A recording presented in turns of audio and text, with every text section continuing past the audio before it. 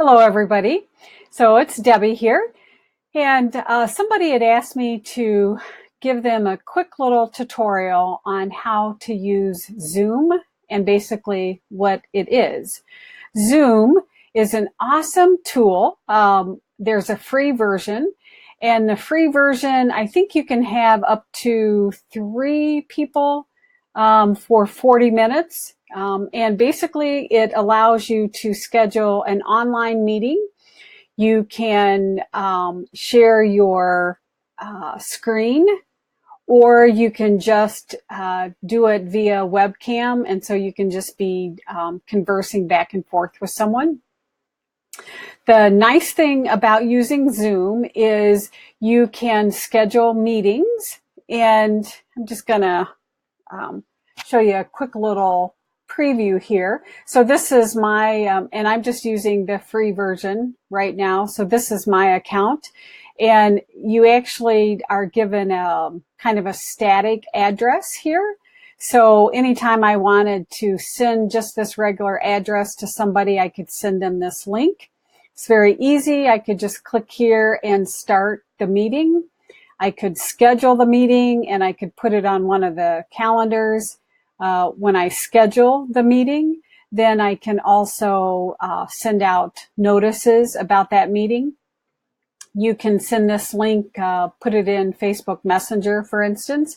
So the nice thing is it's there and it works great. If you have international clients, you don't have to worry about their Skype name or anything else. You just publish what this URL is, and then people can click to join the meeting, and you're good to go. With Zoom, you can also record the meeting, so you can automatically have it recorded. And then you can download that. So if you're doing training, you could download it, save it, and then share it with other people. Anyway, I mean, it's just very easy to set up. So if I wanted to start a meeting, again, I would just click that. If I wanted to schedule a meeting, just come up here, click schedule a meeting. Hosting a meeting is basically starting a meeting and then inviting people to that. So I'll just click on schedule a meeting here. And you can just give it any topic that you want, little description, put the date and time. And then here it's just reminding us, because this is the free plan, I have a 40-minute time limit with 3 or more participants. Now, if you're using this just for one person and it's the free version, then there's no time constraint. So it's great. And notice you can also set up reoccurring meetings. You could generate a new meeting ID or use your personal ID. Now, the reason you might want to generate a new meeting ID is maybe it's, I don't know, like a new training session, and maybe it's a free session and you just want to make that available.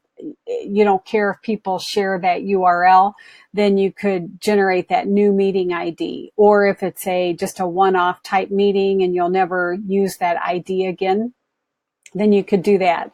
If you have, excuse me, maybe an ongoing meeting, and again, you don't want to have to constantly keep sending out the personal ID. If you use this, then everybody always knows, okay, it's the same one. And then as you go down here, again, you can set it for, do you want this recorded by video with the host? You can have it automatically start recording for you. Same with participants. They can also decide if they want it recorded.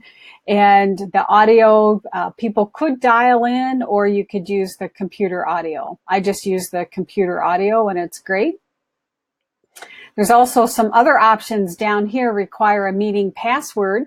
So again, if you are hosting an event where people have paid or it's by invitation only, you could require a password, and that kind of restricts, people sharing that code.